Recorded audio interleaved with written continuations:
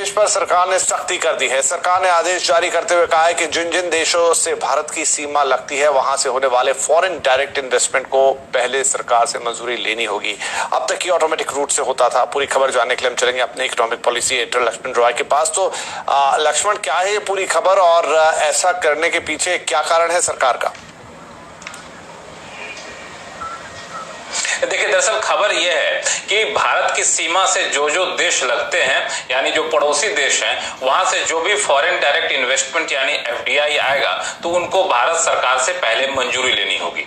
अभी क्या होता है कि पड़ोसी देशों से जो भी एफडीआई आता है वो ऑटोमेटिक रूट से आता है, यानी सरकार से मंजूरी लेने की जरूरत नहीं पड़ती है। हालांकि सिर्फ दो देशों से जब एफडीआई आता है, पाकिस्तान और बांग्लादेश से, तब सरकार से मंजूरी लेनी जरूरी होती है। अब सरकार ने नया आदेश जारी किया है और कहा है कि किसी भी देश से एफडीआई आए, पड़ोसी देश में कोई भी देश शामिल हो, तो वहां से आपको सरकार से मंजूरी लेनी होगी। यानी मतलब साफ है कि सरकार चीन से होने वाले एफडीआई पर शिकंजा कसना चाहती है, क्योंकि पाकिस्तान बांग्लादेश से एफडीआई पर पहले से शिकंजा था, सरकार से मंजूरी जरूरी थी। अब हर पड़ोसी देश को का नाम ले लिया गया, यानी चीन से जो भी विदेशी निवेश यानी एफडीआई आएगा उसमें सरकार से मंजूरी लेना जरूरी होगा। ऑटोमेटिक रूट से नहीं होगा, ये गवर्नमेंट रूट से होगा। इसका एक और जो सरकार ने नोटिफिकेशन जारी किया उसमें जो बात लिखी गई है वो एक महत्वपूर्ण बात है। वो ये कि अगर कोई भी ऐसा एफडीआई आता है पड़ोसी देशों से जिसके जरिए मैनेजमेंट कंट्रोल पर असर पड़ता है या फिर ट्रांसफर होने की नौबत आ जाती है, एफडीआई इतना ज्यादा आता है, तब भी आपको सरकार से मंजूरी लेना जरूरी होगा। और उस पूरे नोटिफिकेशन का जो सब्जेक्ट लाइन दिया गया वो काफी गौर करने वाली है। वो ये है कि कोरोना वायरस की वजह से मौजूदा हालात में जो अवसरवादिता यानी अपॉर्चुनिस्ट बनकर के भारतीय कंपनियों में निवेश करना चाहते हैं, उनको देखते हुए हमने ये कदम उठाया। इसका मतलब ये हुआ मौजूदा दौर में कंपनियों का जो वैल्यूएशन काफी ज्यादा कम हो गया है, इस मौके का फायदा उठा करके अगर चीन की कंपनियां, चीन के निवेशक भारतीय कंपनियों में हिस्सेदारी खरीदते हैं, एफडीआई लाते हैं, तो वो अब नहीं हो पाएगा। वो पहले सरकार से उनको मंजूरी लेनी पड़ेगी। इसके पीछे एक बड़ी वजह मानी जा रही है कि हाल में एचडीएफसी में आपने देखा हुआ चाइना का सेंट्रल बैंक ने यहाँ पे जो हिस्सेदारी खरीदी थी, उसके बाद चिंता जताई जा रही थी। उसी चिंता के बाद सरकार ने ये बड़ा कदम उठाया है। इससे पहले सेबी सारे कंपनियों से पूछा है कि आप बताइए कि आपके यहाँ एफडीआई विदेश चीन से कहां से पैसा आया, कितने पैसा आया। वो शायद सेबी अलग से निगरानी कर रही है कि एफपीआई रूट से कहां से पैसा आ रहा है, यानी इक्विटी खरीद करके, और भारत सरकार ने एफडीआई रूट पर शिकंजा कसने का फैसला लिया है। तो ये थी वजह और ये थी पूरी कहानी कि क्यों भारत ने आस पड़ोस के देशों से जो फॉरेन डायरेक्ट इन्वेस्टमेंट है जो ऑटोमेटिक रूट से होता था उसको अब थोड़ा सा उस पर नजर डाला है, उस पर शिकंजा कसा है, उसका स्क्रू थोड़ा टाइट किया है। लेकिन एक और बड़ी खबर वो ये कि कोरोना से परेशान उद्योगों और गरीबों के लिए सरकार जल्द नए कदम उठाने वाली है, जिसमें आर्थिक राहत पैकेज भी शामिल होगा। वर्ल्ड बैंक की डेवलपमेंट कमेटी प्लेनरी की 101वीं बैठक को वीडियो कॉन्फ्रेंसिंग से संबोधित करते हुए वित्त मंत्री ने सरकार की ओर से उठाए गए कदमों की जानकारी देते हुए कहा कि जनसंख्या के हिसाब से देखें तो अब तक भारत दुनिया भर में कोरोना का एक बड़ा हॉटस्पॉट बन जाता, लेकिन सरकार की ओर से उठाए गए कदमों का ही नतीजा है कि यहाँ हालात काबू में है। आने वाले दिनों में सरकार की ओर से उठाए जाने वाले कदमों का जिक्र करते हुए वित्त मंत्री ने कहा कि सरकार आने वाले दिनों में ह्यूमैनिटेरियन एड और आर्थिक राहत पैकेज मुहैया कराने के लिए स्टेक होल्डर्स के साथ बड़े पैमाने पर सलाह मशवरा कर रही है। साथ ही उन्होंने ये भी कहा कि सरकार हेल्थ के मोर्चे पर कोई कसर नहीं छोड़ रही है ताकि इस महामारी से बचा जा सके। The government has been taking no chances and launched massive efforts to assist the health system respond effectively to the outbreak. Important measures included social distancing, travel restrictions, work from and stay at home in public and private sectors, and direct health interventions centered on scaled-up testing, screening, and treatment. तो लक्ष्मण रॉय हमारे साथ बने हुए। लक्ष्मण, आप हमें ये बताएं कि राहत पैकेज की बात कर रही है वित्त मंत्री के, उस पर काम हो रहा है और सभी स्टेक होल्डर से उस पर सलाह मशवरा किया जा रहा है, तो किस तरह के संकेत है और कब तक इसका ऐलान हो सकता है? मुझे लगता है कि वित्त मंत्री का बयान से अब बिल्कुल साफ हो गया है कि सरकार राहत पैकेज देने वाली है और राहत पैकेज के साथ साथ सामाजिक क्षेत्रों के लिए भी सरकार कोई ठोस कदम उठाएगी जो कोरोना से परेशान है। और इसको लेके स्टेक होल्डर कंसल्टेशन की जो बात वित्त मंत्री ने कही, दरअसल काफी व्यापक पैमाने पर चल रहा है। सरकार ने अलग अलग एम्पावर्ड ग्रुप बना रखा है। इसमें से एक एम्पावर्ड ग्रुप है नीति आयोग के सीईओ की अगुवाई में, जो निजी कंपनियों से बातचीत कर रही है और वो देख रही है कि आखिर क्या कदम उठना चाहिए। पिछले हफ्ते उनके साथ एक प्रेजेंटेशन भी शेयर किया गया जिसमें नीति आयोग भी सहमत हुआ और इसकी सिफारिश भी की गई है सरकार को कि आप कम से कम जीडीपी के 5% यानी 10 लाख करोड़ रुपए के आसपास का राहत पैकेज दीजिए। उसमें वेज सपोर्ट यानी लोगों को इस सैलरी का एक हिस्सा दीजिए जिनका रोजगार जाने वाला है, चला गया है। इस तरह से कई कदमों की सिफारिश की गई है और इस मुद्दे पर 2 दिन पहले वित्त मंत्री और प्रधानमंत्री के बीच कई दौर की बैठकें हो गई हैं। प्रधानमंत्री ने कुछ उस प्रस्ताव में फेरबदल के सुझाव दिए हैं। उन फेरबदल को करने के बाद सरकार इसका ऐलान जल्द कर देगी। हालांकि सच पूछे तो आजकल तो रोज ही रोज सरकार कुछ न कुछ सरकार की तरफ से, आरबीआई की तरफ से राहत पैकेज का ऐलान हो ही रहा है। आरबीआई की तरफ से देखा हमने आज जो एफडीआई पर डिसीजन आया है वो भी एक तरह से कोरोना वायरस से निपटने के लिए आर्थिक मोर्चे पे बड़ा कदम है। और अब जिस राहत पैकेज का इंतजार कर रहे हैं हम सब, उसमें किस्तों में आएगा राहत पैकेज और सबसे पहली किस्त मुझे लगता है कि बहुत जल्द आएगी। उसमें छोटे मझोले कारोबारियों पर ज्यादा फोकस किया जाएगा। बिल्कुल, और 20 तारीख से लॉकडाउन खुलना है, उस पर भी हम लक्ष्मण रॉय से बात करेंगे, लेकिन उससे पहले सीधे चलते हैं जो एक डेली बेसिस पे प्रेस कॉन्फ्रेंस होती है एमएचए की और स्वास्थ्य मंत्रालय की, इस वक्त जारी है। सोसाइटी की मदद से किए जाने वाले मोबाइल ब्लड कलेक्शन सर्विसेज का भी उपयोग करना चाहिए। अब तक का डिटेल डेटा अगर हम देखें तो देश में 1992 लोग क्योर हो चुके हैं, जिसके द्वारा अगर हम देखें तो हमारी overall cure percentage is something around 13.85%। कल से टोटल 991 एडिशनल पॉजिटिव केसेस आए हैं, which takes our confirm cases to 14,378 cases. Last 24 hours में 43 न्यू डेथ्स भी रिपोर्ट हुई हैं, taking our total death toll to 480 deaths. आज मैं आप लोगों की दृष्टि में लाना चाहूंगा कि स्टेट लेवल पर, डिस्ट्रिक्ट लेवल पर किए हुए कार्यों के द्वारा हमें अच्छे रिजल्ट भी काफी हद तक मिलने लगे हैं, जिसके तहत 23 राज्यों में 47 जिलों में हमने एक पॉजिटिव ट्रेंड नोट किया है, जिसमें कि इससे पहले मैंने बताया कि माहे इन पुडुचेरी, उसके साथ साथ कोडगु इन कर्नाटका में भी पिछले 28 दिनों से एक पॉजिटिव केस नहीं आया है। ये वह डिस्ट्रिक्ट थे जहां पर इससे पहले पॉजिटिव केस आए थे। 23 जिलों में, 23 स्टेट्स में 45 अदर डिस्ट्रिक्ट है जहां पर भी पिछले 14 दिनों से कोई भी नया केस रिपोर्ट नहीं हुआ है। इससे पहले जिन जिलों के बारे में मैंने आपको बताया था, उन जिलों के अलावा 22 नए डिस्ट्रिक्ट्स, 12 स्टेट्स में ऐसे आए हैं जहां पर कि पिछले 14 दिनों से कोई केस रिपोर्ट नहीं हुआ है।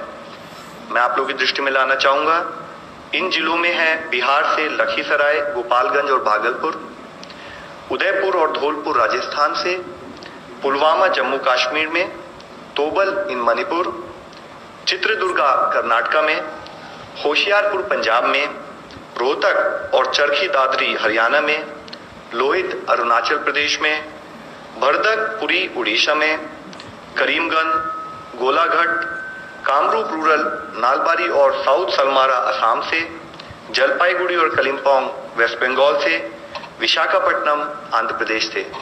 अगर इसी तरीके से जिला स्थाई पर कंटेनमेंट स्ट्रैटेजी और लॉकडाउन पर हम काम करते रहें तो हमें लगता है कि हमें इसी तरह के पॉजिटिव रिजल्ट्स आते रहेंगे। इससे लिंक्ड फैक्ट है कि 3 ऐसे जिले जिसमें पहले 14 दिन तक केस नहीं आए थे, वहां पर पॉजिटिव केस भी रिपोर्ट हुए हैं। वह है पटना बिहार में, नादिया वेस्ट बंगाल में और पानीपत इन हरियाणा, जहां पर कि कुछ पॉजिटिव केस आए हैं। यह पॉइंट मैं आप लोगों की दृष्टि में इसलिए लाना चाहता हूं कि यह एक लड़ाई है, यह एक बैटल है जिसमें हमें day to day continued vigil पे रहना पड़ेगा, तभी हम इस लड़ाई से जीत सकते हैं। डेथ का जो डिटेल्स आई थी, अगर हम उसको एनालाइज करें तो हमने देखा है कि हमारे देश में मॉर्टेलिटी करीब 3.3% पाई गई है, जिसमें अगर एज वाइज एनालिसिस करें तो पाते हैं कि 0 to 45 ईयर्स एज ग्रुप में 14.4% ऑफ पीपल वहां पर डेथ नोट की गई है। 45 to 60% में 10.3%, 60 to 75 में 33.1% और 75 ईयर्स एंड अबव में 42.2%। तो यानी कि हम देखते हैं कि 75.3% केसेस जो है वह 60 प्लस उम्र के लोगों में कंडीशंस के बेसिस पे एनालाइज करें तो हम देखते हैं कि 83% केसेस में कोमॉर्बिडिटीज भी पाई गई हैं। यह मैं आप लोगों की दृष्टि में इसलिए लाना चाहता हूं क्योंकि इससे पता लगता है कि एल्डरली पीपल और पीपल विद कोमॉर्बिडिटीज वह हाई रिस्क केसेस में आते हैं। आज लॉकडाउन और सोशल डिस्टेंसिंग के बारे में जब हम बात करते हैं तो हर आदमी को सोशल डिस्टेंसिंग को फॉलो करना है, क्योंकि उसके घर में अगर कोई बुजुर्ग भी है तो उसके द्वारा उनको भी इन्फेक्शन पास होने का खतरा हो सकता है। इसके साथ ही जैसे मैंने आपको बताया कि 14,378 पॉजिटिव केसेस जो आए हैं उसमें से 4,291 लगभग 29.8% केसेस निजामुद्दीन मरकज क्लस्टर से सिंगल सोर्स से संबंधित पाए गए हैं, जिससे 23 स्टेट्स और यूनियन टेरिटरी से इससे रिलेटेड केसेस पाए गए। मुख्यतः तमिलनाडु, दिल्ली, तेलंगाना, उत्तर प्रदेश और आंध्र प्रदेश जैसी हाई डिजीज बर्डन स्टेट्स में, जो कि top 10 states in terms of case loads हैं, वहां पर इस पर्टिकुलर इंसिडेंट से रिलेटेड केसेस पाए गए हैं। तमिलनाडु में 84% केसेस, दिल्ली में 63% केसेस, तेलंगाना में 79% केसेस, यूपी में 59% केसेस और आंध्र प्रदेश में 61% केसेस इस इवेंट से लिंक नोट किए गए हैं। इसके साथ ही मैं आप लोगों की दृष्टि में लाना चाहूंगा कि कुछ कम केसेस रिपोर्ट होने वाले राज्यों में भी इस इवेंट से रिलेटेड केसेस ने कंट्रीब्यूट किया, जैसे कि अरुणाचल प्रदेश में जो एक मामला आया है वह इस इवेंट से रिलेटेड है। असम में 35 केसेस में से 32 केसेस यानी कि 91% केसेस, अंडमान निकोबार में 12 में से 10 केसेस यानी कि 83% केसेस का सेम लिंक पाया गया। इस इवेंट को मैं आप लोगों की दृष्टि में इसलिए लाना चाहता हूं कि सरकार की सलाह के अनुसार लॉकडाउन और सोशल डिस्टेंसिंग अगर कोई एक भी व्यक्ति पालन नहीं करता है, उसके पालन ना करने से देश के लिए कॉन्सिक्वेंसेस होते हैं। हमें सबको मिलकर यह इंश्योर करना है, हमें सबको मिलकर यह प्रयत्न करना है कि हम सोशल डिस्टेंसिंग से संबंधित दिशा निर्देशों का पालन करें, डिजीज मैनेज करने के लिए लॉकडाउन से संबंधित डूज एंड डोंट्स को फॉलो करें। इसके साथ ही टेस्टिंग मेथोडोलॉजी के केयरफुल रिव्यू करने के बाद आईसीएमआर ने नेशनल टेस्ट टास्क फोर्स की एडवाइस के तहत एक नया दिशा निर्देश जारी किया है, जिसको मैं आप लोगों की दृष्टि में लाना चाहूंगा। इसके द्वारा उन्होंने बताया है कि मुख्यतः जैसे आप लोग इस प्रेजेंटेशन के थ्रू देख सकते हैं कि real time PCR test is actually the gold standard frontline test for कोविड-19। ये पॉइंट इसलिए बताना जरूरी समझता हूं कि हम सबको डिफरेंस पता होना चाहिए कि real time PCR test versus antibody test के क्या क्या रोल और क्या क्या लिमिटेशंस हैं। तो इसमें मैं बताना चाहूंगा कि रियल टाइम पीसीआर टेस्ट को ही हम कंफर्मेशन टेस्ट के रूप में मानते हैं। जो रैपिड एंटीबॉडी टेस्ट है वह इस टेस्ट को रिप्लेस नहीं करता, और रैपिड एंटीबॉडी टेस्ट का प्राइमरी पर्पस है कि वो ये प्रेस कॉन्फ्रेंस रोज की तरह आज भी होती हुई, लेकिन आज जो आंकड़े आए हैं वो थोड़े से उत्साहजनक हो सकते हैं। तो उन्होंने बताया कि पिछले 24 घंटों में 991 केसेस आए हैं और कुल मिला के अब 14,378 केसेस हो चुके हैं और 43 डेथ्स भी हुई हैं यहाँ पर, जो आंकड़ा पहुंचा देता है 480 पे। लेकिन 47 जिले ऐसे हैं जहां पर पॉजिटिव ट्रेंड मिला है और 45 जिले ऐसे हैं जहां पर 14 दिनों से कोई भी नया केस नहीं आया है, और ये 23 राज्यों की वो बात कर रहे थे। यानी लक्ष्मण रॉय हमारे साथ बने हुए। तो लक्ष्मण, ये इंपॉर्टेंट इसलिए हो जाता है सब कुछ क्योंकि 20 अप्रैल तक आपको ये एसेस करना है कि आप कहां पर देश में ग्रीन जोन बनाएंगे, और ग्रीन जोन वो होंगे जहां पर आप इजाजत देंगे कुछ इकोनॉमिक एक्टिविटी की। बिल्कुल, मुझे लगता है कि ये आंकड़ा इस लिहाज से थोड़े से उत्साहजनक है क्योंकि प्रधानमंत्री ने भी कहा था कि हम 20 अप्रैल तक हालात का जायजा लेंगे, उसके बाद जो जो इलाके इस पे सफल हो जाएंगे उनमें हम 20 अप्रैल के बाद लॉकडाउन को ईज करेंगे। तो मुझे लगता है कि जो इलाके सफल हुए हैं या काफी हद तक कोरोना वायरस के मरीजों की संख्या कम करने में कामयाब हुए हैं, उनकी संख्या बढ़ रही है। यानी 20 अप्रैल के बाद आप देखें कि बड़ी संख्या में बड़े क्षेत्र ऐसे होंगे जहां पर आप लॉकडाउन हल्का होता हुआ दिखेंगे या फिर शर्तें आसान होती हुई दिखेंगी। और इसको लेकर तैयारियां भी सरकार के भीतर काफी जोर शोर से चल रही है। हालांकि नोटिफिकेशन गृह मंत्रालय ने पहले ही जारी कर दिया था, लेकिन इस नोटिफिकेशन का सख्ती से पालन हो, इसके लिए कल प्रधानमंत्री कार्यालय में एक महत्वपूर्ण बैठक हुई। प्रधानमंत्री के मुख्य सचिव की अगुवाई में बैठक हुई, 7 अलग अलग मंत्रालय के अधिकारी बैठे और मुख्य मुद्दा यह था कि जो नोटिफिकेशन हम जारी किए हैं लॉकडाउन 20 तारीख से ईज करने के लिए, उसको इस तरह से पालन किया जाए ताकि लॉकडाउन हटने के बावजूद उन इलाकों में दोबारा कोरोना के मरीज ना आए।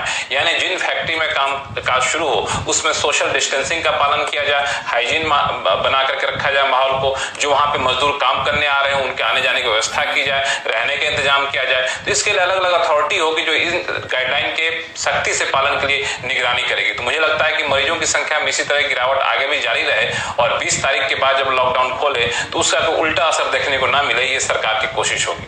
जी लक्ष्मण, बहुत शुक्रिया इस अपडेट के लिए। तो 20 तारीख से देश में आंशिक लॉकडाउन खुलना है और उसमें आंकड़े सहायक होंगे। और असीम मनचंदा से हम फटाफट बात कर लेते हैं। तो असीम, काफी कुछ तो इस प्रेस कॉन्फ्रेंस से हमारे दर्शकों को पता लग गया, बाकी डिटेल आप दे दें कि इस वक्त स्थिति राज्यों के लिहाज से कहां पर थोड़ी सी अभी भी अच्छी नहीं है।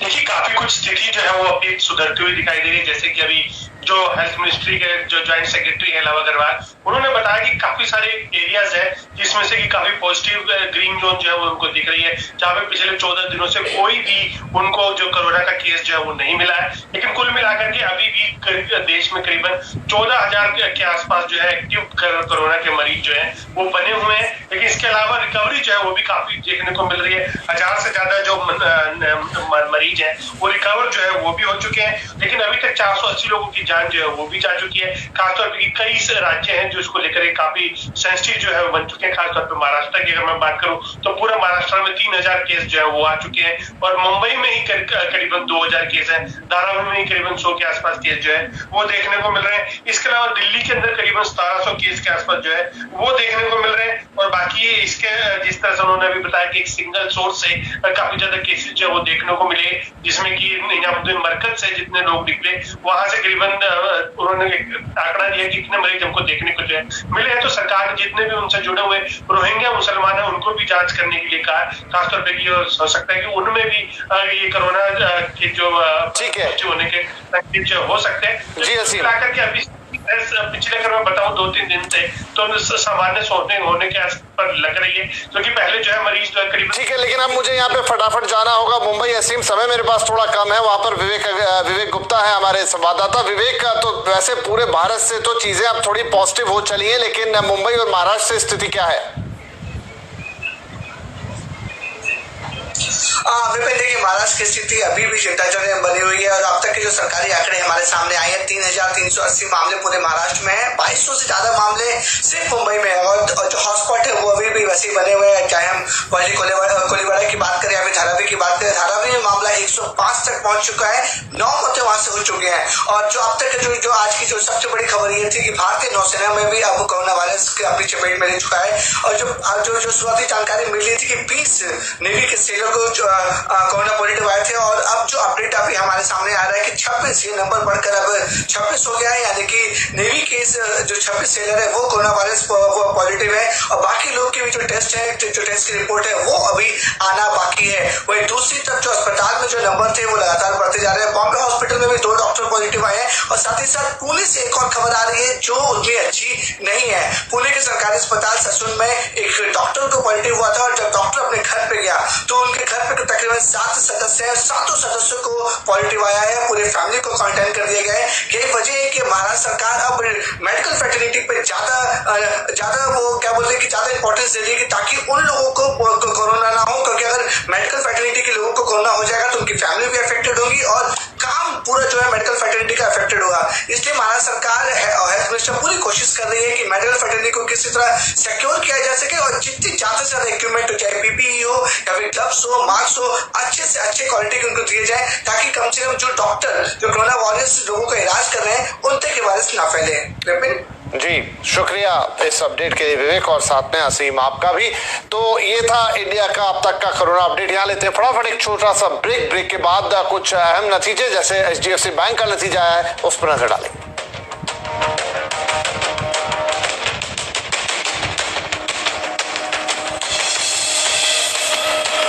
राइट, तो अब हम बात करेंगे कुछ